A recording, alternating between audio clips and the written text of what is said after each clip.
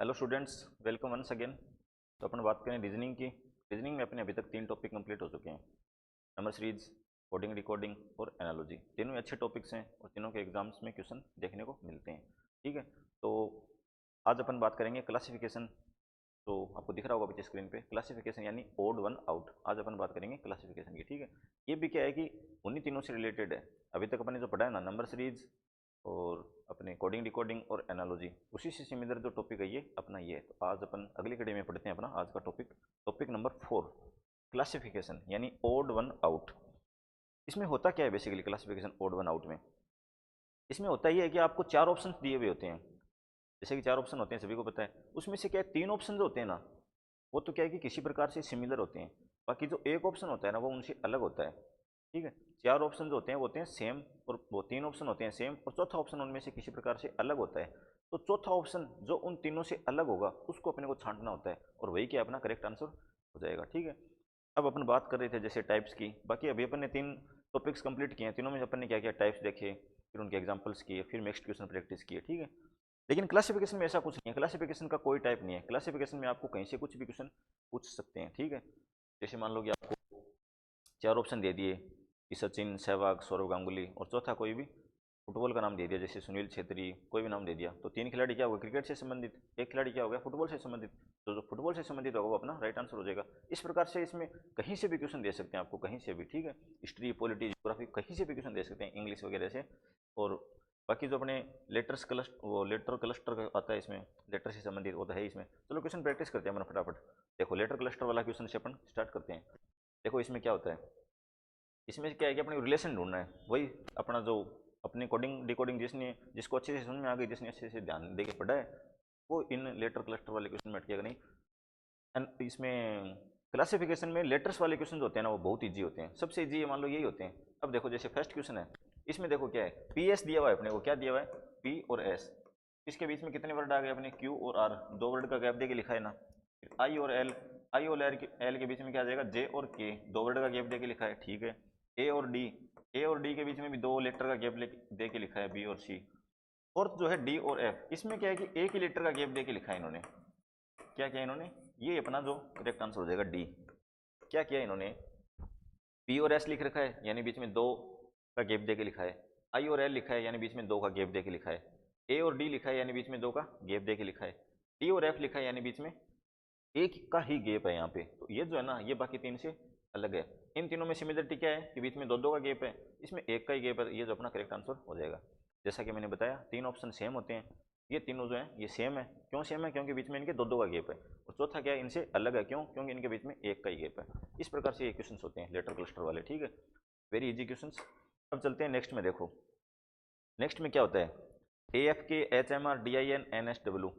अब देखो पीछे वाले में तो क्या था कि 2 का सेट दिया हुआ था अपने को। जैसे क्या था, पी और एस, 2 ही लेटर दिए थे। इसमें क्या है, 3 दिए हुए हैं। तो अपनी जो पुरानी स्ट्रेटेजी है उसी पे चलते हैं अपन। क्या लिखते हैं, हैंड टू हैंड नंबरिंग लिख लेते हैं। देखो क्या दिया हुआ है, ए एफ के दिया हुआ है, ए कितना हो जाएगा 1, एफ क्या हो जाएगा 6, और के हो जाएगा 11। उसके बाद में एच हो जाएगा 8 नंबर पे, और एम हो जाएगा 13, और आर हो जाएगा 18। उसके बाद में डी हो जाएगा 4, आई हो जाएगा 9, और एन हो जाएगा अपने 14। नेक्स्ट में क्या है, एन हो जाएगा 14, और एस हो जाएगा अपने 19, और डब्ल्यू हो जाएगा अपने 20। तो इंटेलिजेंट बच्चे हैं ना, उनको तो ये जो मैं लिख रहा हूँ लिखते समझ में आ गया होगा कि क्या। अब देखो इनमें से बताओ कि 3 ऑप्शन कौन से हैं वो जो सिमिलर हैं और चौथा अलग है। तो क्यों अलग है, देख लो, ये आपके सामने है, नंबरिंग मैंने लिख दी। वीडियो पॉज करो और सोचो। ठीक है, तो देखो अपन देखते हैं। इसमें क्या है कि 1 में 5 ऐड किया तो 6 आ गया, 6 में 5 ऐड किया तो 11 आ गया, यानी +5 की जो सीरीज अपने वो चल रही है। 8 में 5 ऐड किया तो 13, 13 में 5 ऐड किया तो 18, इसमें भी +5 चल रहा है, दोनों सेम है। 4 में 5 ऐड किया तो 9, 9 में 5 ऐड किया तो 14, यानी ये भी सेम है, +5 का इसी में चल रहा है। ठीक है, फिर 14 में 5 ऐड किया 19, 19 में 4 ऐड किया तो 23। ये देखो यहाँ अपने को मामला जो है वो पकड़ में आ गया कि 19 में यहाँ पे सिर्फ 4 ही ऐड हो रहा है, और बाकी जगह क्या है 5 5 5 5 हर जगह ऐड हो रहा है। तो ये जो ऑप्शन है ना, ऑप्शन डी, ऑप्शन डी जो है वो अपना बाकी 3 से अलग है। क्यों अलग है, क्योंकि यहाँ पे 5 5 जो नहीं चल रहा, यहाँ पे पहले तो 5 ऐड हो गया लेकिन आगे क्या है 4 ही ऐड कर रखा है। ये जो अपना ऑप्शन है डी, ये करेक्ट हो जाएगा। इस प्रकार से क्या है, इन क्वेश्चंस को ढूंढते हैं। अब चलो चलते हैं नेक्स्ट क्वेश्चन की तरफ। देखो वही सेम है। अब देखो इस प्रकार के क्वेश्चन में कई बार क्या बच्चे फंस जाते हैं, ये क्या है कि आपको लेटर क्लस्टर दिया हुआ है, लेकिन इसमें दिया हुआ क्या है, देखो इसमें मूव दिया हुआ है, स्पिट दिया हुआ है, ट्रेम दिया हुआ है, बस्क दिया हुआ है। ये क्या है कि वैसे नहीं है कि इसमें नंबरिंग वाला सिस्टम है, ये वर्ड दिए हुए हैं चार अपने को। इसमें क्या होगा, ऐसे क्वेश्चन आने की पॉसिबिलिटीज तो कम रहती है आपकी, लेकिन फिर भी क्या अपन एक बार ट्राई कर लेते हैं। क्या पता, जैसे मैंने आपको बताया कि 0.01% भी अगर पॉसिबिलिटी है तो अपन क्वेश्चन लेके चलते हैं, ठीक है। ऐसे आ जाते हैं क्वेश्चन, कोई ये नहीं है कि टफ क्वेश्चन है ये, लेकिन क्या है कि जो इसमें पैटर्न है ना, वो पैटर्न अपन पकड़ नहीं पाते। देखो क्या है पैटर्न, अपन क्या इन वर्डिंग को लिख लेते हैं एक बार, क्या है BASK, सेकेंड जो ऑप्शन है TRAM, ठीक है। थर्ड ऑप्शन क्या है SPIT, ठीक है। फोर्थ ऑप्शन है MOVE। अब देखो इनमें पैटर्न क्या है, इनमें नंबरिंग के सिस्टम में मत पड़ जाना ऐसे क्वेश्चन में, नंबरिंग में रह जाओगे तो 2-3 मिनट खराब भी हो जाएंगे आपकी। जैसा कि मैं बता रहा हूँ आपको 72 सेकेंड्स का ही टाइम मिलता है आपको, और मिनट खराब हो जाएंगे आपकी 2-3, तो नुकसान हो जाएगा आपको। अब देखो इनमें क्या होता है, आप सभी ने एक नाम सुना होगा, कॉन्सोनेंट और वोवल, ठीक है। ये तो क्या 10th तक तो सभी को पता ही होता है, चाहे आर्ट्स का बच्चा हो चाहे साइंस का बच्चा हो, 10th तक तो सभी ने क्या है सेम ही पढ़ा होता है। कॉन्सोनेंट और वोवल तो वहीं आ जाता है, हिंदी में बोले तो व्यंजन और स्वर, ठीक है, हिंदी में बोले तो व्यंजन और स्वर। अब देखो इसमें तो क्या है कि वोवल कौन कौन से होते हैं, A E I O और U, ये तो अपने 5 होते हैं जो वोवल होते हैं। अब देखो इसमें तो वोवल है, एक वोवल है इसमें तो, ठीक है। इसमें कितने वोवल हैं, इसमें भी एक वोवल है कि नहीं, एक वोवल। इसमें देखो इसमें भी एक वोवल है ना, एक वोवल क्या है, 1 वोवल है ईच में, 1 वोवल ईच, ठीक है। 1 वोवल इसमें भी है, 1 वोवल इसमें भी है, और 1 वोवल इसमें भी है। इसमें देखो 1 और 2, इसमें क्या है कि 2 वोवल है, क्या है 2 वोवल है। ये वोवल वाला ध्यान में रखना थोड़ा सा एक बार, कई बार क्या है माइंड में एक छोटा सा रखना ध्यान में, इस प्रकार से क्वेश्चन भी कई बार आ जाते हैं, ठीक है। क्या हो गया, ऑप्शन डी जो है वो बाकी तीनों से अलग हो गया, मूव, मूव इसका राइट आंसर हो जाएगा। मूव राइट आंसर कैसे हो जाएगा वो मैंने आपको बता दिया, वोवल, इसमें एक वोवल है, इसमें भी एक वोवल है, इसमें भी एक वोवल है, लेकिन जो ऑप्शन डी है इसमें ओ और ई, ये क्या है 2 वोवल है, ठीक है। तो ये बाकी जो है 3 उनसे अलग है, ठीक है। अब चलते हैं अपन नेक्स्ट क्वेश्चन की तरफ, वोवल वाला थोड़ा सा माइंड में रखना ध्यान। अब देखो यहाँ पे अपने को 4 वर्ड दिए हुए हैं, यहाँ पे आपकी इंग्लिश चेक हो रही है, यहाँ पे आपकी क्या चेक हो रही है, इंग्लिश, कि आपको जो इंग्लिश के वर्ड्स हैं उनका मीनिंग कैसे पता है। अब कुछ बच्चे बोल रहे होंगे हम तो हिंदी मीडियम से, लेकिन भाई साहब एग्जाम में यहाँ इंग्लिश में आता है, चाहे हिंदी मीडियम से हो चाहे वैसे हो। ये जो क्वेश्चन है ना, हिंदी मीडियम वालों के लिए सेम है, इंग्लिश मीडियम वालों के लिए भी सेम है, ठीक है। दिया हुआ क्या है देखो, एलिगेंट, गोर्जियस, प्रीटी, ऑफुल, तो कौन सा अलग है बताओ, बताओ जरा। देखो एलिगेंट का मतलब क्या होता है, सुंदर, शानदार। गॉर्जियस का मतलब भी वही होता है, प्रीटी का मतलब भी वही होता है, लेकिन ओफुल जो है ना, ओफुल, इसका जो मतलब होता है ना वो होता है भद्दा मान लो या गंदा मान लो, कुछ भी मान लो, ठीक है। इसका जो मतलब होता है वो होता है भद्दा, अगर हिंदी में आप बोलोगे तो भद्दा, ठीक है। ऊपर वाले तीनों का मतलब क्या है, ब्यूटीफुल यानी सुंदर मान लो चाहे आप कुछ ही मान लो, इन तीनों का ऊपर वालों का मतलब जो है वो सेम है, और नीचे वाला जो है वो इनके ऑपोजिट वर्ड है, ठीक है। तो ऑप्शन डी जो है अगेन अपना करेक्ट हो जाएगा, ऑप्शन डी, ठीक है। ऑप्शन डी जो अपना करेक्ट हो जाएगा। इस प्रकार से क्या है कि आपकी इंग्लिश चेक हो जाती है क्लासिफिकेशन में, ठीक है। जैसे अपने पीछे वाला टॉपिक पढ़ा था एनालॉजी एंड सिमिलरिटी, उसमें भी अपन देख रहे थे कि जैसे कंट्रीज एंड कैपिटल पूछ लिया, कंट्रीज एंड करेंसी पूछ लिया, ठीक है। कहीं से कुछ भी पूछ लेते हैं, वेरियस टाइप ऑफ स्टडी पूछ लिया, एंटामोलॉजी क्या होता है, एंथ्रोपोलॉजी क्या होता है, पेट्रोलॉजी क्या होता है, वैसे, ठीक है। अब चलते हैं अपन नेक्स्ट टाइप की तरफ। देखो भाई आपकी वर्डिंग चेक कर रहे हैं, देखो यहाँ पे क्या है कि 4 वर्ड दिए हुए हैं आपको, स्विमिंग, सेलिंग, डाइविंग और ड्राइविंग। ड्राइविंग और स्विमिंग तो सभी को पता है क्या होता है, लेकिन बीच में जो वर्ड है सेलिंग और डाइविंग, डाइविंग मतलब क्या होता है, गोता खाना। तो इसमें क्या है देखो, ओड वर्ड कैसे निकालोगे आप बताओ, देखो मैं बताता हूँ आपको।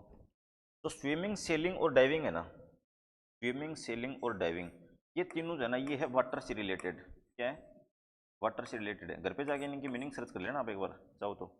ड्राइविंग का मतलब क्या है, ये है व्हीकल से रिलेटेड, है कि नहीं, ये है व्हीकल से रिलेटेड। तो ऑप्शन डी जो अपना वो अगेन करेक्ट हो जाएगा।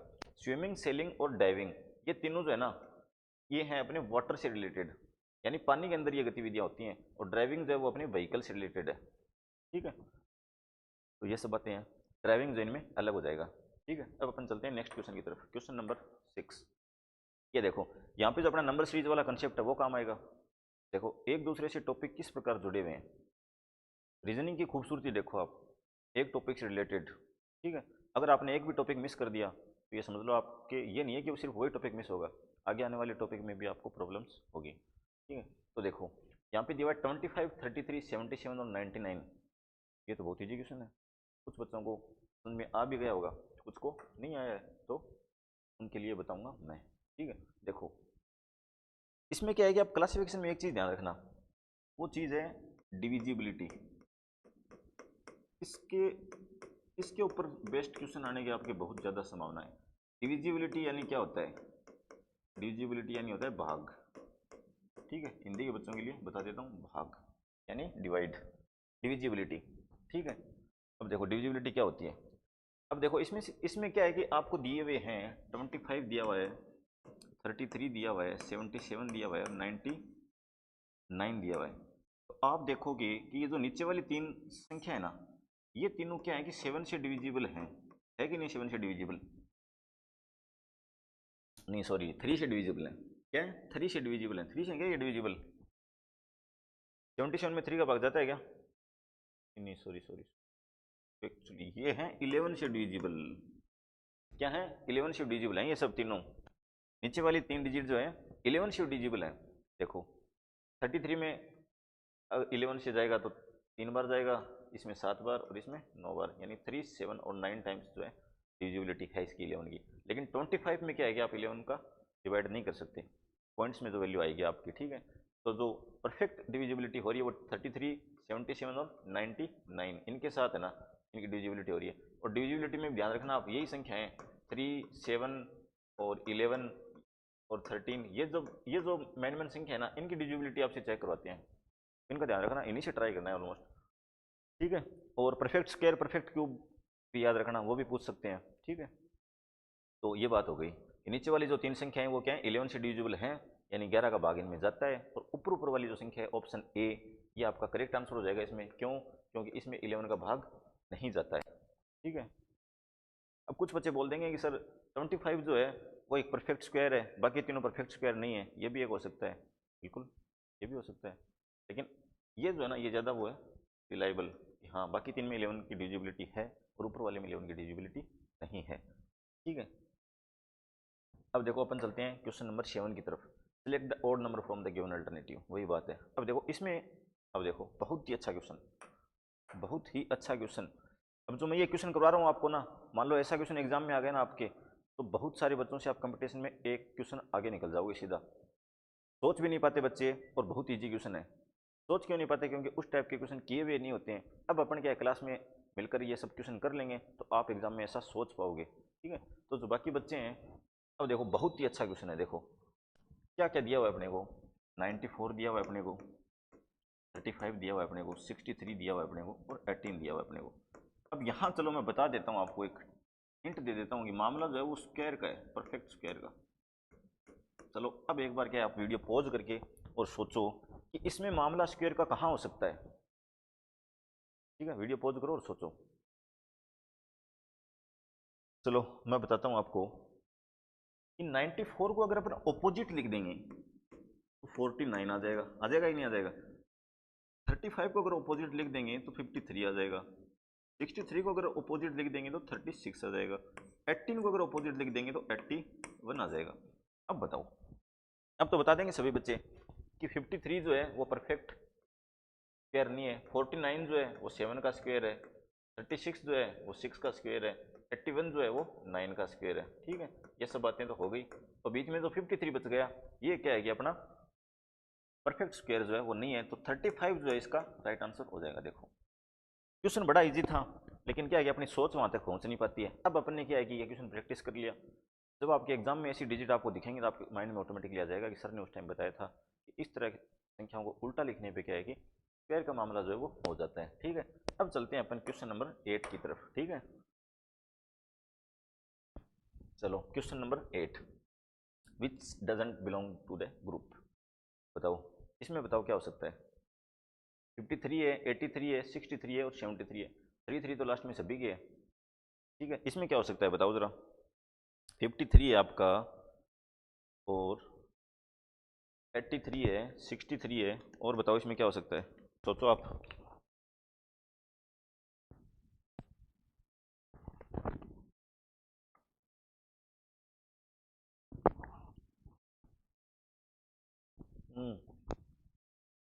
बताओ।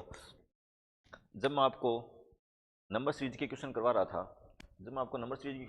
था, तब अपने perfect square, perfect cube, addition, subtraction, multiplication, ये सब बातें तो की थी। अपने टाइप डिस्कस किए थे, कुछ 10 टाइप थे।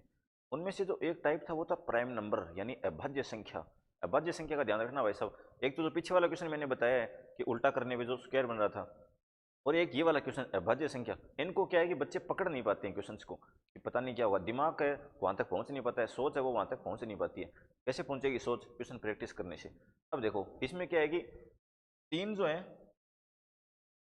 वो तो है प्राइम नंबर, जैसे कि 53 प्राइम नंबर है, 83 प्राइम नंबर है, और 73 प्राइम नंबर है। लेकिन जो 63 है ना, ये प्राइम नंबर नहीं है। क्या नहीं है? Prime number.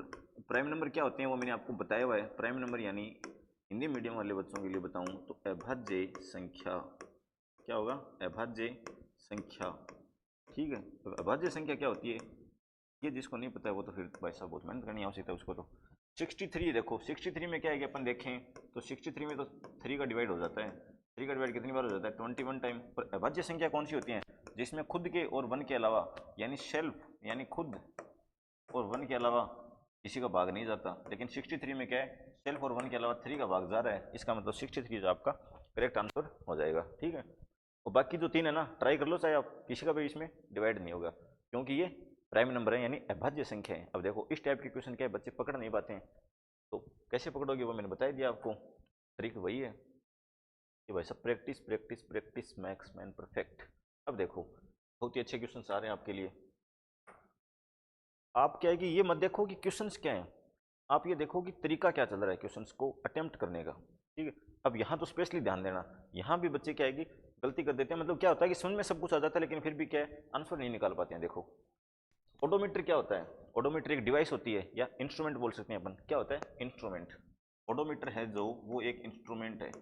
और इंस्ट्रूमेंट के बारे में मैंने बताया था आपको एनालॉजी में भी, कि इंस्ट्रूमेंट से रिलेटेड क्वेश्चन आपके आ सकते हैं।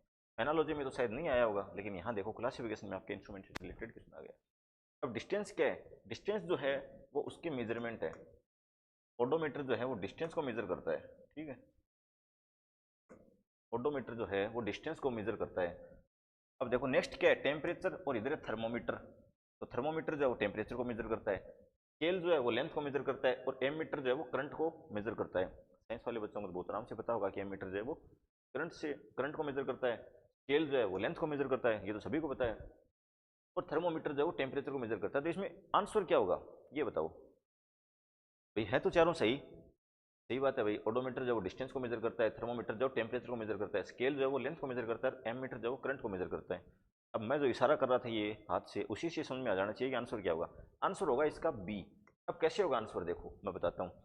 बाकी जो 3 ऑप्शन है ना, उनमें क्या है कि इंस्ट्रूमेंट तो दिया हुआ है लेफ्ट साइड पे, और जो मेजर करता है वो दिया हुआ है राइट साइड पे। देखो ओडोमीटर, स्केल और एम मीटर, ये तीनों क्या है? इंस्ट्रूमेंट है। और ये जो मेजर करते हैं डिस्टेंस, लेंथ और करंट, ये दिया हुआ राइट साइड पे। लेकिन ऑप्शन बी जो है ना, इसमें क्या है कि जो इंस्ट्रूमेंट है ना वो तो दे दिया इधर की साइड, और टेम्परेचर दे दिया पहले, यानी ऑप्शन बी जो है वो आपका करेक्ट हो जाएगा। ये देखो, अब पता सभी बच्चों को, लेकिन क्या है कि आंसर नहीं निकल पाता है। तो इस प्रकार से ध्यान रखना कि कई बार आपके क्या है कि उल्टा दे देते हैं ऐसे। समझ में आ गई बात? ठीक है, अब चलते हैं नेक्स्ट क्वेश्चन की तरफ। अब ये देखो, इस प्रकार के क्वेश्चन भी आपके आने की पॉसिबिलिटी है। ठीक है, कल जैसे अपन ने एक क्वेश्चन किया था कि बॉय इज इक्वल टू शायद 21 था उसमें, और गर्ल इज इक्वल टू क्या होगा। ठीक है, इस प्रकार के क्वेश्चन में अपन ने क्या किया था, ये जो क्वेश्चन कल अपन ने किया था, इसमें अपन ने क्या किया था कि B4 2 होता है, O4 15 होता है, और Y4 क्या होता है? Y4 हो गए आपके 25 हो गए क्या? ये कितने हो गए टोटल? अगर ऐड करेंगे अपन इनको तो ये हो गए 42। 42 में अगर अपन डिविजिबिलिटी कर दें, यानी 2 का भाग दे दें, तो 21 अपना आ रहा था। उसी प्रकार जो गर्ल का 23 आ रहा था। ठीक है, अपन ने क्या किया, बॉय जो दिया हुआ है उसको क्या किया? ऐड कर दिया। सिमिलरली क्या है, ये कंसेप्ट इधर भी चल सकता है। ठीक है, इस क्वेश्चन में क्या होगा देखो, या तो इस ऐसे क्वेश्चंस में ये किया करो कि डिविजिबिलिटी चेक किया करो, 165 जो है वो 45 से डिविजिबल कितनी बार है, अगर है तो। लेकिन यहाँ तो डिविजिबल नहीं है, तो डिविजिबिलिटी तो अपन चेक कर नहीं पाएंगे क्योंकि डिविजिबिलिटी जो है वो यहाँ पे हो नहीं रही, ठीक है। तो अपन क्या चेक कर सकते हैं, देखो अपने को क्या दिया हुआ है, देखो 167 ये दिया हुआ है। इसको अपन क्या करेंगे, ये कर लेंगे कि 1 इंटू 6 इंटू 7 करके देखते हैं, ठीक है। 1 इंटू 6 इंटू 7 किया तो इसका जो आंसर निकल के आएगा वो आएगा 42, यानी 1 को 6 से मल्टीप्लाई करेंगे तो 6, फिर 6 को 7 से मल्टीप्लाई करेंगे तो 42, क्या आ गया 42। 42 में अपन ने क्या ऐड किया, 3 ऐड किया तो अपने आ गया 45 भी अपने को आगे दिया हुआ है, ठीक है। चलो ये ट्रिक अपन नेक्स्ट पे देखते हैं, 2 इंटू 5 इंटू 7, इसको पर करेंगे सोल्व तो 5 इंटू 2 10 इंटू 7 यानी 70, ठीक है 70 आ गया। इसमें भी जैसे +3 ऐड किया तो यहाँ भी +3 ऐड हो गया, ये दोनों तो चलो सिमिलर हैं, 73 अपने को यहाँ दिया हुआ है, ठीक है। अब जो है 517 है, क्या है 517, ठीक है। इसको अगर अपन मल्टीप्लाई करेंगे तो ये आ जाएगा 35, इसमें अगर अपन +3 ऐड करेंगे तो ये हो जाएगा 38 ही दिया हुआ है क्या, 38 ही दिया हुआ है, यानी ये भी सही है, यानी अपना ऑप्शन डी जो है वो करेक्ट हो जाएगा, ठीक है। अब देखो एक बार देख भी लेते हैं अपन, 4 इंटू 2 इंटू 1 यानी ये हो जाएगा अपना 8, और अगर इसमें +3 ऐड करेंगे अपन तो ये आता है 11, लेकिन अपने को दिया हुआ कितना है यहाँ पे 10 ही दिया हुआ है, और जो अपना पैटर्न चल रहा है उस हिसाब से आना कितना चाहिए 11, ठीक है। ऑप्शन डी जो आपका वो करेक्ट हो जाएगा। अब बताओ इस टाइप के क्वेश्चंस भी आपके आ जाते हैं, ठीक है। अपने को क्या है एक कदम या 2 कदम क्या है कि बाकी बच्चों से आगे चलना है। अपन तो क्या है कि प्रत्येक लेक्चर में 2-2 कदम आगे जा रहे हैं, अपन तो भाई साहब 25 लेक्चर करेंगे, अपन तो 50 कदम आगे चले जाएंगे बाकी जो अपने कंपटीशन में है उनसे। तो अच्छी यूनिवर्सिटी में अपने को एडमिशन लेना है, अपने को क्या है कि काफ़ी कदम आगे चलना होगा, ठीक है। ये हो गया क्वेश्चन। अब चलते हैं क्वेश्चन नंबर 11 की तरफ, ठीक है। क्वेश्चन नंबर 11 देखो, बताओ क्या हो सकता है क्वेश्चन नंबर 11 में। देखो मैंने क्या बताया था पीछे वाले क्वेश्चन में कि सबसे पहले डिविजिबिलिटी चेक किया करो। अब जैसे इसमें डिविजिबिलिटी चेक करते हैं अपन कि 104 में 7 इसकी 6 की देखते हैं कि 104 में 7 का डिवाइड हो रहा है क्या, नहीं हो रहा, इसमें तो डिवाइड नहीं हो रहा। इसमें देखते हैं हो रहा है क्या डिवाइड, इसमें अगर अपन देखेंगे तो 19 इंटू 6 बराबर होता है 114, ठीक है। नेक्स्ट जो दिया हुआ है 24 इंटू 6 होता है 144, 22 इंटू 6 होता है 132, और 9 और 17 और इंटू 6 अगर करेंगे तो 102 ही आता है, यानी ऑप्शन ए अपना करेक्ट हो जाएगा, ठीक है। जिसको नहीं दिखा हुआ एक बार फिर से देख लेना कि जो बाकी 3 ऑप्शन है ना, ये नीचे वाले, ये जो नीचे वाले 3 ऊपर लिख दिए मैंने, इनमें क्या है कि 6 से मल्टीप्लाई करेंगे अगर आगे वाली संख्या को, या फिर ये बोल दें कि 114 में अगर 19 का भाग देंगे तो अपने क्या 6 आ रहा है, और 144 में 24 का भाग देंगे तो भी 6 आ रहा है, और 132 में 22 यानी 22 का भाग देंगे तो भी 6 आ रहा है, लेकिन 104 में अगर 6 का भाग देंगे तो मतलब 6 नहीं आएगा आपका, क्योंकि 17 इंटू 6 क्या होता है 102 ही होता है। तो ऑप्शन ए जो अपना वो करेक्ट हो जाएगा। डिविजिबिलिटी चेक किया करो भाई साहब, वेरी इंपॉर्टेंट लगा लेना डिविजिबिलिटी वाला, क्लासिफिकेशन के अंदर आपकी सीयूटी में आने के बहुत ज़्यादा चांसेज हैं, ठीक है। इस प्रकार से क्या अपने डिविजिबिलिटी चेक करके 11th नंबर क्वेश्चन सोल्व कर लिया। अब चलते हैं क्वेश्चन नंबर 12 की तरफ। देखो इस प्रकार की आपकी वर्डिंग आती है, क्या है सेफ नाइफ, सेफ क्या होता है जो खाना वगैरह बनाता है, नाइफ यानी क्या होता है चाकू, सेफ तो चाकू का इस्तेमाल सब्जी काटने के लिए करता ही है, ठीक है ठीक है। नेक्स्ट है स्कल्प्टर और चिजल। ये जो स्कल्प्टर है ना, ये क्या होता है कि जो पुरातन विशेषज्ञ होते हैं ना, जो खोपड़ियों वगैरह के काम करते हैं, उनके ऊपर रिसर्च करते हैं। चिजल यानी होती है, अपने नाम सुना होगा छीनी हथौड़ा, उसमें जो छीनी होती है ना उसको बोलते हैं चिजल, तो वो तो भाई साहब काम में लेते हैं स्कल्प्टर, ठीक है। नेक्स्ट है सा, सा यानी क्या होती है, जो आरी होती है ना जो अपन जैसे लकड़ी काटते हैं उसको बोलते हैं सा, और कारपेंटर क्या होता है बढ़ई, जो लकड़ी का काम करता है, ठीक है। तो नेक्स्ट देखते हैं डॉक्टर, और ये होता है जो डॉक्टर का इंस्ट्रूमेंट भाई साहब स्टेथोस्कोप, ठीक है। मेडिकल साइंस वाले बच्चों को पता होगा, बायोलॉजी वालों को ये तो अच्छे से, ठीक है, क्योंकि आगे जाके आपको भी ये काम में लेना है। तो अब देखो इसमें क्या हो रहा है, एक क्वेश्चन मैंने पहले भी करवाया था, देखो क्या होता है इसमें, क्या है कि इधर शेफ दिया है और नाइफ वो काम में लेता है, इधर स्कल्प्टर दिया है और चिजल वो काम में लेता है, और इसमें देखो लेकिन ऑप्शन सी में काम में जो चीज लेता है ना, सो यानी आरी वो लिखा हुआ है इधर, और काम में कौन लेता है कारपेंटर, वो लिख दिया उल्टी साइड, यानी ऑप्शन सी आपका करेक्ट हो जाएगा। इधर देखो डॉक्टर लिखा है, काम में क्या लेता है स्टेथोस्कोप, यानी काम में जो लेता है वो चीजें लिखी है राइट साइड, बाकी 3 में क्या क्या लिखा है, नाइफ राइट साइड में लिखा है, चिजल राइट साइड में लिखा है, राइट साइड में लिखा है, स्टेथोस्कोप ये भी राइट साइड में लिखा है, लेकिन यहाँ पे जो सा है ना जो काम में लेता है कारपेंटर, वो क्या लिख दिया लेफ्ट साइड लिख दिया, तो ऑप्शन सी जो आपका वो करेक्ट हो जाएगा। इसको भी क्या आप स्टार मार्क लगा लेना कि ये ट्रिक भी आपके बहुत ज़्यादा पूछ सकते हैं CUET में, ठीक है। चलो फटाफट चलते हैं क्वेश्चन नंबर 3 की तरफ। अब देखो यहाँ पे जो बाकी क्या हो रहा है, ज़्यादातर मोस्टली क्वेश्चंस में साइंस वाले बच्चों को फायदा हो रहा है या मैथ्स वाले बच्चों को फायदा होता है, उनको इजीली समझ में आ जाता है। अब ये जो क्वेश्चन है ना, ऐसे भी आपके पूछ लेते हैं क्वेश्चंस, इसमें आर्ट्स वाले बच्चों को फायदा हो जाएगा। क्या हो जाएगा, इसमें जो क्या दिया हुआ है कि फोक डांस दिए हुए हैं। फोक डांस क्या होता है, लोक नृत्य, ठीक है। इसमें क्या है, डांस वगैरह दिए हुए हैं, अपने को बताना है कि कौन सा जो डांस पेयर है वो गलत है इसमें, ठीक है। ओडिसी जो ओडिशा से नाम से पता चल रहा है, ठीक है। कथकली है जो केरला का है, सही है।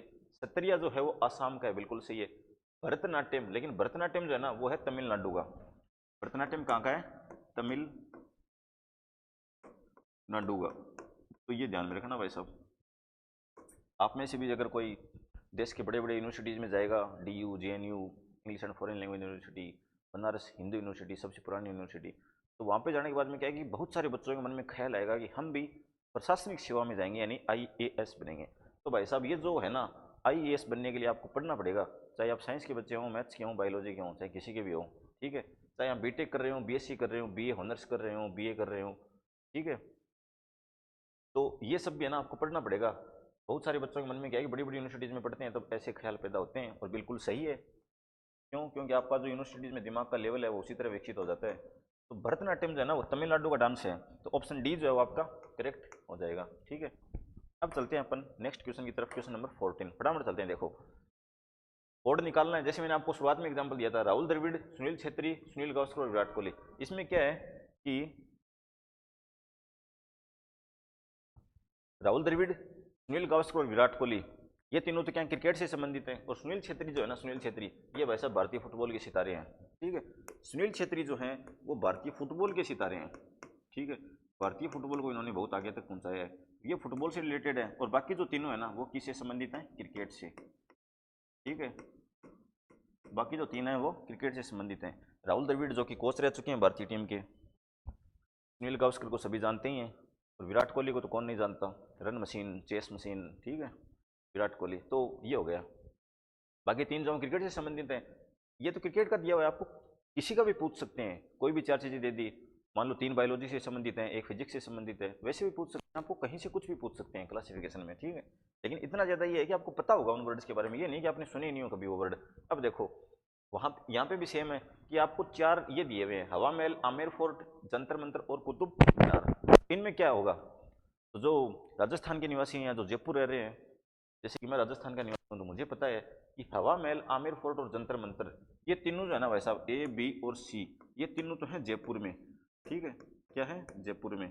लेकिन जो कुतुब मीनार है ना आपका, ये कहाँ, दिल्ली में है क्या, ये है भाई साहब आपका दिल्ली में। तो ऑप्शन डी जो है ना वो अलग हो गया ना इनसे, किसे अलग हो गया कि बाकी तीन जो है वो जयपुर में है, और जो कुतुब मीनार है वो कहाँ है, दिल्ली में है। दिल्ली यानी कैपिटल ऑफ इंडिया, और जयपुर यानी कैपिटल ऑफ राजस्थान, ठीक है। हवा महल, आमेर फोर्ट और जंतर मंतर, ये क्या है, तीनों जयपुर में, और कुतुब मीनार जो है वो दिल्ली में। इस प्रकार से आपको कहीं से कुछ भी पूछ सकता है। यहाँ देखो आर्ट्स वाले बच्चों को हो गया ना फायदा। अब देखो यहाँ आपकी इंग्लिश चेक हो रही है, ठीक है। रीजनिंग पढ़ रहे हैं भाई साहब अपन, लेकिन क्या है, अपना चेक सब कुछ हो रहा है। देखो इन्फेंट, एडल्ट, माइनर और किड। अब देखो इनमें आपको पता है सभी को, इन्फेंट किसको बोलते हैं, तो नवजात शिशु होता है उसको बोलते हैं इन्फेंट। माइनर भी बोला जा सकता है उसको, और किड भी बोला जा सकता है उसको। लेकिन अडल्ट मतलब क्या आता है, वो अलग होता है। अडल्ट मतलब होता है वयस्क, हिंदी में बोले तो वयस्क। अडल्ट वर्ड है वो इन तीनों वर्ड से अलग है। तो ये हो गया ऑप्शन बी अपना जो है वो करेक्ट हो जाएगा, ठीक है।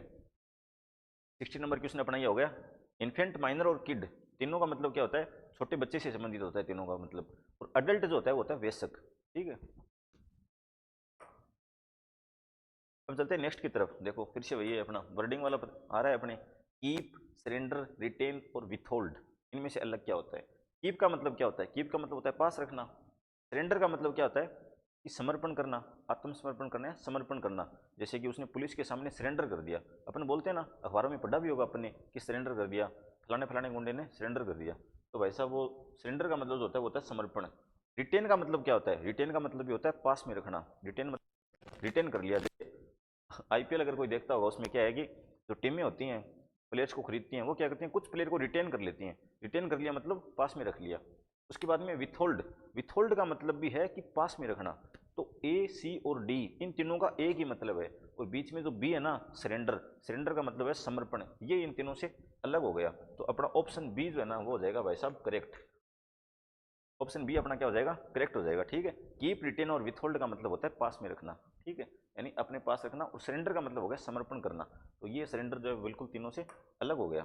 ठीक है, अपना जो चल रहा है भाई माइंड में ध्यान रखना क्लासिफिकेशन का मतलब। कई बच्चे यही भूल जाते हैं क्लासिफिकेशन का मतलब क्या होता है। मतलब ये होता है तीन एक प्रकार से संबंधित हैं, एक प्रकार से सेम है, और चौथा उनसे अलग है, और जो अलग है उसकी अपने को पहचान करनी है। ठीक है, क्वेश्चन नंबर 18 की तरफ चलते हैं वैसे अपना। Ganga, river, ostrich, bird, pen, write, paper, spice. इसमें क्या होगा बताओ। गंगा एक नदी है, बिल्कुल गंगा एक नदी है वैसा। Ganga is a river. Ostrich, bird, बिल्कुल ये भी सही है। रिवर का एक एग्जांपल है गंगा, बर्ड का एक एग्जांपल है ऑस्ट्रिच, और स्पाइस का एक एग्जांपल है पेपर। बिल्कुल सही बात है ये तो। लेकिन राइट का एग्जांपल पेन है क्या, नहीं। राइट करने के काम आता है पेन, पेन लिखने के काम आता है, इसलिए ऑप्शन सी जो है ना वो करेक्ट हो जाएगा। देखो रिवर का एक एग्जांपल है गंगा, बर्ड का एक एग्जांपल है ऑस्ट्रिच, और स्पाइस का एक एग्जांपल है पेपर। ऑस्ट्रिच किसको बोलते हैं, उल्लू को बोलते हैं क्या ऑस्ट्रिच। बर्ड का एग्जांपल हो गया ये, रिवर का एग्जांपल हो गया गंगा, स्पाइस का मतलब हो गया पेपर। ठीक है, और राइट का मतलब नहीं हुआ ये पेन, इसका कोई ये वो नहीं है। पेन तो जो है वो राइट करने के काम आता है। ठीक है, तो ऑप्शन सी जो अपना वो करेक्ट हो जाएगा। इस प्रकार से आपको क्या है कॉमन सेंस भी लगाना पड़ जाता है, कई बार नॉर्मल क्वेश्चन भी आ जाते हैं। तो इजी क्वेश्चन है, वैसे कुछ नहीं है क्लासिफिकेशन में। ठीक है, अब देखो नेक्स्ट क्या है, वही है वर्डिंग वाला। ग्राउंड यानी प्ले, ग्राउंड क्या है, प्ले यानी खेलने के काम आता है। चलो ठीक है। सोलर सिस्टम, सन, सन क्या है, सोलर सिस्टम का एक पार्ट है। ठीक है, बॉडी, हैंड, ये देखो हैंड भी क्या है, बॉडी का एक पार्ट है। ट्री, स्टेम, स्टेम यानी क्या होता है, तना। ठीक है, स्टेम यानी क्या होता है, तना। तो क्या है कि स्टेम जो है ना वो एक पार्ट है ट्री का, बिल्कुल सही है। हैंड है वो भी एक पार्ट है अपनी बॉडी का, और सन जो है वो एक सोलर सिस्टम का अपना एक पार्ट है। लेकिन पहले जो पार्ट है क्या ग्राउंड का, नहीं। पहले तो क्या होता है खेलना, और ग्राउंड क्या है, खेलने के अपने काम आता है। तो ऑप्शन ए इसमें करेक्ट हो जाएगा। बाकी क्या है कि ये सिस्टम है, ये पार्ट है सोलर सिस्टम, इसका पार्ट है सन। बॉडी भी अपना एक सिस्टम है, उसका पार्ट है हैंड। ट्री का भी वैसे एक सिस्टम होता है, उसका एक पार्ट होता है स्टेम, स्टेम यानी तना। ठीक है, इस प्रकार से अपन क्वेश्चन करते हैं इसके। अब चलते हैं अपन क्वेश्चन नंबर 20 की तरफ। देखो बहुत ही अच्छा क्वेश्चन। आज तो आर्ट्स के बच्चे खुश खुश हो जाएंगे, क्लासिफिकेशन में आर्ट्स के बच्चों को फायदा हो जाता है कई बार क्वेश्चंस में। ठीक है, वो इजीली कर पाते हैं क्वेश्चंस को। तो देखो ए बी सी डी चार ऑप्शन अपने पास दिए हुए हैं, मेघालय, असम, त्रिपुरा और महाराष्ट्र। इसमें अगर आप थोड़ा सा कॉमन सेंस भी लगाओगे मैप वाला, तो ये जो तीनों स्टेट है ना ये तो क्या है पास पास में, और महाराष्ट्र नीचे बिल्कुल अलग है। महाराष्ट्र तो राजस्थान मध्य प्रदेश यहाँ पे पड़ता है। ठीक है, और जो मेघालय, असम और त्रिपुरा ये क्या है, नॉर्थ ईस्ट स्टेट है सारे, क्या है, नॉर्थ ईस्ट स्टेट। ठीक है, ये तीनों नॉर्थ ईस्ट स्टेट हैं। और एक अपन ने नाम सुना होगा आर्ट्स के बच्चे जो है उन्होंने, कि seven sisters. Seven sisters Bharat के 7 राज्यों को बोला गया है, जिसमें से 3 ये भी हैं, मेघालय, असम, त्रिपुरा, और कौन कौन से हैं वो 7 स्टेट हैं। ठीक है, उसको बोला गया है मेघालय, असम और त्रिपुरा जो है वो सेवन सिस्टर के पार्ट है, और जो महाराष्ट्र है वो सेवन सिस्टर का पार्ट नहीं है, यानी नॉर्थ ईस्ट स्टेट नहीं है। बाकी तीनों नॉर्थ ईस्ट स्टेट है, और महाराष्ट्र जब वो नॉर्थ स्टेट नहीं है तो अपना आंसर क्या हो जाएगा, महाराष्ट्र अपना आंसर जो है करेक्ट हो जाएगा। ठीक है, इस प्रकार से भी आपके क्या क्वेश्चन आ जाते हैं। अब देखो बहुत ही अच्छा क्वेश्चन, बहुत ही अच्छे क्वेश्चन अब आने वाले हैं आपके। और फिगर मैं पिछले साल में पहले भी बता रहा था, पिछले साल के जब मैं क्वेश्चंस देख रहा था, फिगर से आपके काफ़ी क्वेश्चंस आए हुए हैं।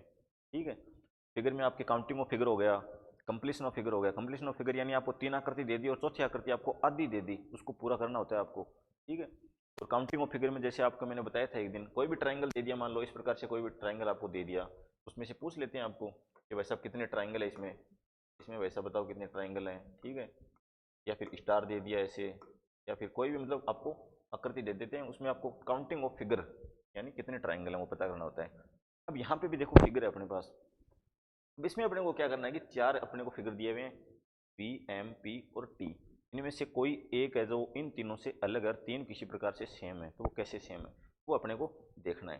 तो देखो बहुत ही अच्छा, अगर आप ये मिरर इमेज है ना, आपकी एक रीजनिंग में टॉपिक है, क्या है, मिरर इमेज। ठीक है, अब ये देखो भाई साहब रीजनिंग जो है ना कितने सारे टॉपिक्स का एक क्या है कि मिक्सचर है, समाकलन है, कितने सारे टॉपिक का इसमें समावेश है। ठीक है, मिरर इमेज आपने एक टॉपिक सुना होगा, आपके रीजनिंग में मैंने सिलेबस लिखाया था, उसमें बताया था मैंने आपको मिरर इमेज और वाटर इमेज। तो देखो क्या होता है मिरर इमेज वाटर इमेज। अब देखो ये मिरर इमेज से रिलेटेड है, कैसे रिलेटेड वो आपको मैं बताता हूँ। देखो ये टी है मान लो, ठीक है, टी को जैसे इसमें दिया हुआ वैसे लिख देता हूँ आपको। ये टी है मान लो, इसके सामने आपने यहाँ मिरर रखा, ठीक है, तो इसकी जो मिरर में इमेज आएगी ना वो भी सेम टू सेम ऐसी की ऐसी आएगी। समझ में आ गई बात। इसके सामने मिरर रखोगे तो कोई तो अपनी इमेज आएगी उसमें चेंज नहीं आएगा, सेम टू सेम इमेज आएगी। अब जैसे पी है, पी के सामने अगर आप मिरर रखोगे ना, तो पी के सामने मिरर रखोगे तो आपकी जो इमेज है वो कुछ इस प्रकार से आएगी, ठीक है। अब रखते हैं अपन एम को, अगर मिरर के सामने, एम को मिरर के सामने रखने पे सेम टू सेम इमेज आएगी, ठीक है। फिर वी को रखेंगे तो वी को भी सामने रखने पे सेम टू सेम इमेज आपके आएगी। ये ध्यान रख लेना भाई साहब, जितने भी अल्फाबेट्स हैं ना उन सभी को ध्यान से देख लेना कि किसके सामने मिरर रखने पे, क्योंकि मिरर इमेज भी आपके टॉपिक आएगा रीजनिंग में। तो आप 5 मिनट 10 मिनट आज बैठ के ये देखना कि अल्फाबेट्स में से टोटल 26 है ना, उनमें से कितने अल्फाबेट्स ऐसे हैं जिनकी मिरर इमेज सेम आती है। तो जैसे टी एम और वी की मिरर इमेज है ना वो आती है सेम, टी एम और वी की मिरर इमेज है सेम। किसकी किसकी सेम है, वी एम और टी, इन तीनों की मिरर इमेज है सेम। और जो बीच में अपना ऑप्शन बी है ये हो जाएगा अपना करेक्ट। क्यों, क्योंकि इसकी मिरर इमेज है वो सेम नहीं आती, मिरर इमेज जो है ओरिजिनल इमेज से अलग होती है, ठीक है। इस प्रकार देखो कितना अच्छा क्वेश्चन है, ठीक है। तो अब अपन चलते हैं नेक्स्ट क्वेश्चन की तरफ, क्वेश्चन नंबर 22। ये देखो इसमें तो क्या है, मैथ्स वाले बच्चे जरा दिमाग लगाओ थोड़ा सा, हिंट दे देता हूँ मैं मैथ्स वाले बच्चों के लिए। मैथ्स वाले बच्चे जरा दिमाग लगाओ थोड़ा सा, क्या हो सकता है। चलो देखते हैं, इसमें भी वही है सेम। देखो क्या है इसमें कि इसमें बाकी तो सारी चीज़ें सेम है, सभी में ये सर्कल दिया हुआ है, सर्कल इसी में भी है, सर्कल इसी में भी है, बीच में दो दो लाइनें दी हुई हैं, इसमें ऐसे दी हुई हैं, इसमें ये ऐसे दी हुई हैं। इसमें आपने एक कंसेप्ट का नाम सुना होगा, पैरेलल लाइंस। क्या सुना होगा, पैरेलल लाइंस। हिंदी में अगर मैं बोलूँ तो समानांतर लाइन को क्या बोलते हैं वैसे हिंदी में, यानी समानांतर जो रेखा खींची होती है वो, ठीक है, समानांतर रेखा। अब देखो आप अगर देखोगे ऑप्शन ए में भी जो बीच वाली दो लाइनें हैं वो पैरेलल हैं एक दूसरे के। ऑप्शन बी में अगर ऐसे दिया हुआ है वर्टिकली तो ये भी पैरेलल है। ऑप्शन सी में देखें तो ये भी पैरेलल है। लेकिन अगर ऑप्शन डी में देखें ये दोनों लाइनें हैं ना जो, ये पैरेलल नहीं है। ये जो ऑप्शन डी वाली लाइन है ना ये पैरेलल नहीं है और ये अपना करेक्ट आंसर हो जाएगा। थोड़ा सा और एक्स्ट्रा बता देता हूँ आपको। पैरेलल लाइनें यानी समानांतर रेखाएं कौन सी होती हैं, जो आपस में कभी भी नहीं मिलती। देखो अगर आप इन ए और बी में जो लाइनें दी हुई हैं ये वाली, इनको अगर आगे की तरफ आप खींचोगे ऐसे तो ये लाइनें क्या है कि चलती जाएंगी सेम टू सेम, आपस में नहीं मिलती। ये लाइनें क्या नहीं करती, आपस में नहीं मिलती। सिमिलरली इन दो लाइनों की अगर आप खींचोगे ऐसे तो सेम टू सेम कितना ही दूर तक खींच लो आप इनको, आपस में ये लाइनें कभी नहीं मिलती, ठीक है। ऐसे ही ऑप्शन सी में। लेकिन जो ऑप्शन डी वाली लाइन है ना, इनको अगर आप ऐसे खींचोगे आपस में दूर तक ले जाओगे, इसको जैसे ऐसे लाओगे और ये जो लाइन है ये नीचे की तरफ जा रही है, ये ऊपर आएगी ऐसे, तो ये आपस में यहाँ मिल गई, ठीक है। तो ये पैरेलल लाइनें नहीं है। समझ में आ गई बात। ये अपना रीजनिंग का नहीं है कंसेप्ट, लेकिन फिर भी मैं आपको बता देता हूँ, पैरेलल लाइनें आपस में कभी भी मिलती नहीं है, ठीक है, समझ गए, बस इतना कंसेप्ट है इसमें। अब चलते हैं अपन नेक्स्ट क्वेश्चन नंबर 23 की तरफ। अब देखो ये भी बहुत अच्छा क्वेश्चन है आपके लिए, आपके लेवल के हिसाब से भी बहुत अच्छा क्वेश्चन है। ऐसे क्वेश्चन आने की प्रोबेबिलिटी बहुत ज़्यादा होती है। और फिगर जैसा कि मैंने बताया आपको कि आपकी बहुत इंपॉर्टेंट है। तो देखो क्या है, फटाफट बता देता हूँ आपको। इसमें जो अपने को ये रेखा दी हुई है, देखो बाकी तो सब कुछ सेम है, इसमें या तो ये पॉइंट है या फिर क्या है ये रेखा है, ठीक है। तो देखो अपन अगर ऑप्शन फर्स्ट देखें यानी ऑप्शन ए देखें, इसमें ये रेखा है और इसके जस्ट पास में अपने को ये पॉइंट दिया हुआ है। इसमें भी ये रेखा है, इसके जस्ट पास में अपने को पॉइंट दिया हुआ है। इसमें क्या है कि ये तो रेखा है, पॉइंट यहाँ होना चाहिए था, ये पॉइंट यहाँ होना चाहिए था। क्यों, क्योंकि बाकी दोनों जगह इसके पास वाले पी है पॉइंट, वो पॉइंट दे दिया इसके ऑपोजिट डायरेक्शन में यहाँ, यानी ऑप्शन सी अपना करेक्ट हो जाएगा। ऑप्शन डी में भी अगर अपन देखें तो ये अपनी लाइन है और ये दे दिया अपने को पॉइंट। बस ज़्यादा मैं बताऊंगा नहीं, आज अपन ने बहुत क्वेश्चन प्रैक्टिस कर लिया, कंसेप्ट लगभग सभी को समझ में आ गया होगा। ये रेखा है, रेखा के पास में पॉइंट दिया हुआ है, यानी ये सर्कल मान लो, इसको आप पॉइंट मान लो, कुछ भी बोल सकते हो, ठीक है। यहाँ पे होना चाहिए था ये पॉइंट, तब ये क्या हो जाती बाकी तीनों से, मतलब सेम हो जाती बाकी तीनों की तरह। लेकिन यहाँ पे ये पॉइंट दे दिया अपने अलग जगह पे, तो ये हो गया अलग, ठीक है। अब चलते हैं अपन क्वेश्चन नंबर 24 की तरफ। देखो भाई साहब फिर से बहुत अच्छा क्वेश्चन, बहुत अच्छा क्वेश्चन। आप कलेक्शंस देखो क्वेश्चन का, ठीक है। इसमें देखो क्या हो रहा है, इसमें क्या हो रहा है, आपने घड़ी देखी होगी, क्लॉक। वैसे ही अपनी डायरेक्शन होती है क्लॉकवाइज डायरेक्शन और anti clockwise direction. Clockwise direction का मतलब क्या होता है कि जो अपनी घड़ी की सुइयां घूमती है ना वैसे घूमना, और एंटी क्लॉकवाइज क्या होता है जो घड़ी की सुइयां घूमती है उसके विपरीत दिशा में घूमना।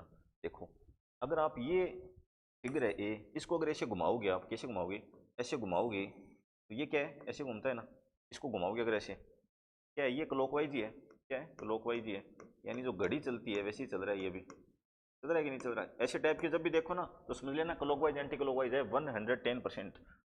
अब ये देखो सेकंड डायग्राम, ये भी क्लॉकवाइज चल रहा है अपना, ठीक है, ये भी क्लॉकवाइज चल रहा है। थर्ड डायग्राम अगर देखोगे तो ये भी क्लॉकवाइज चल रहा है, लेकिन अगर फोर्थ डायग्राम देखोगे तो घड़ी कभी वैसा वैसे चलती है क्या? घड़ी कैसे होती है अपनी, ये होती है ना घड़ी अपने, यहाँ पे कितना होता है 12, सॉरी यहाँ पे 6, यहाँ पे 12, यहाँ पे 3, तो आपने कभी देखा है क्या 6 से 3 की तरफ घड़ी को जाते हुए? जैसे ये डायग्राम जा रहा है, ठीक है, जैसे ये डायग्राम जा रहा है ना, वैसे कभी देखा है घड़ी को चलते हुए? नहीं देखा। ये ऑप्शन डी जो है ना अपना, ये करेक्ट हो जाएगा। क्यों? क्योंकि ये है एंटी क्लॉकवाइज, ये एंटी क्लॉकवाइज है भाई साहब। एंटी का मतलब क्या होता है? विरोधी। तो ये वैसा विरोधी है, और ये तीनों क्या है, क्लॉकवाइज हैं, तीनों क्लॉकवाइज हैं, और ये क्या है, एंटी क्लॉकवाइज। तो ऑप्शन डी जो अपना वो करेक्ट हो जाएगा, ठीक है। ठीक है, तो अपन चलते हैं नेक्स्ट क्वेश्चन, और आज का अपना लास्ट क्वेश्चन, ठीक है। क्लासिफिकेशन में यही सब टॉपिक्स, यही सब क्वेश्चन पूछे जाते हैं आपके क्लासिफिकेशन में, यही सब कंसेप्ट होते हैं। तो ठीक है, समझ में आया होगा सभी को। चलो आज का लास्ट क्वेश्चन और देख लेते हैं अपन। देखो क्या है, फिर से बहुत ही अच्छा क्वेश्चन। देखो अपने फिगर के क्या है कि 5 क्वेश्चन किए हैं आज, फिगर के 5 क्वेश्चन किए हैं, लेकिन 5 क्वेश्चन सभी अलग अलग टाइप के क्वेश्चन हैं। एक बार अपन क्या करेंगे कि जैसे ही आपके सारे टॉपिक कंप्लीट हो जाएंगे उसके बाद में अपन लगाएंगे प्रैक्टिस सेट्स। मैं आपको क्वेश्चंस दूंगा खूब सारे प्रैक्टिस करने के लिए, प्रैक्टिस करना, फिर मैं भी सोल्व करवाऊंगा, ठीक है। तो उस टाइम तक क्या है कि अपना सभी टॉपिक्स ध्यान में होंगे, फिर अपन मिक्स प्रैक्टिस करेंगे ना, तब अपने को मजा आएगा क्वेश्चंस करने का। देखो क्या है, एक्स एंड टी और वाई दिया हुआ है, इसमें से कोई एक है ना वो अलग है, और कोई 3 जो बाकी हैं वो सेम है किसी प्रकार से। वोवल कॉन्सोनेंट वाला भी ध्यान रखना, वो भी हो सकता है मेथड। यहाँ तो क्या है कि सॉरी वो मैंने बताया था आपको, वाई भी वोवल होता है ना, ए ई आई ओ यू, और वाई भी होता है क्या वोवल, ठीक है।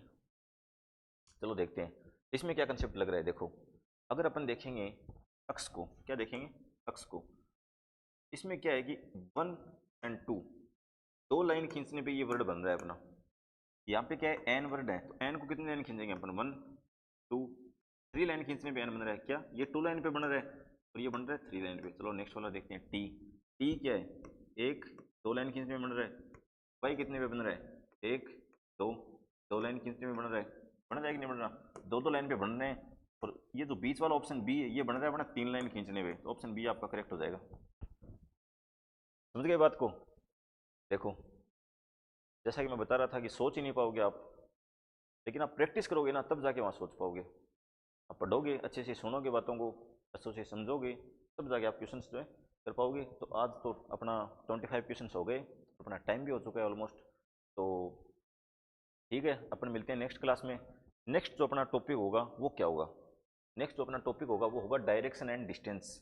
क्या होगा नेक्स्ट टॉपिक अपना, डायरेक्शन एंड डिस्टेंस। उसके बारे में थोड़ा सा मैं 1 मिनट आपको बता देता हूँ। थोड़ा सा आप क्या है कि खुद घर पे थोड़ा सा पढ़ के आना। ये तो सभी को पता होगा कि कौन सी साइड में कौन सी डायरेक्शन होती है, ठीक है। एक व्यक्ति 40 किलोमीटर उत्तर की ओर चला, फिर वह दाएं मुड़ा 20 किलोमीटर चला, फिर वह बाएं मुड़ा 10 किलोमीटर चला, फिर वह दाएं मुड़ा 15 किलोमीटर चला। तो बताओ वो अब तक कुल कितने किलोमीटर चल चुका है अपने घर से। इस प्रकार के जो क्वेश्चन आते हैं ना, ये डायरेक्शन एंड डिस्टेंस वाले होते हैं। और ऐसी ट्रिक बताऊंगा आपको विथ इन 10 सेकंड। कई बच्चे क्या करते हैं कि बहुत सारा टाइम लगा देते हैं इस क्वेश्चन में, लेकिन मैं बताऊंगा आपको ट्रिक, और ऐसी trick with in 1 minute, with in 30 seconds आप इजीली क्वेश्चन सोल्व कर पाओगे डायरेक्शन वाले, ठीक है। तो मिलते हैं कल अपन डायरेक्शन और डिस्टेंस के साथ। कल सभी बच्चे ये वीडियो देखने से पहले क्या करो, पहले वाले दिन थोड़ा सा 15 से 20 मिनट डायरेक्शन डिस्टेंस के बारे में देख लेना कि डायरेक्शन डिस्टेंस में देखना क्या है आपको कि डायरेक्शन सेंस कैसे होता है, कौन सी साइड में कौन सी डायरेक्शन होती है, ठीक है। वो सब देख के आ जाना, कल मैं बताऊंगा आपको। मिलते हैं कल डायरेक्शन और डिस्टेंस के साथ। Thank you class, thank you very much.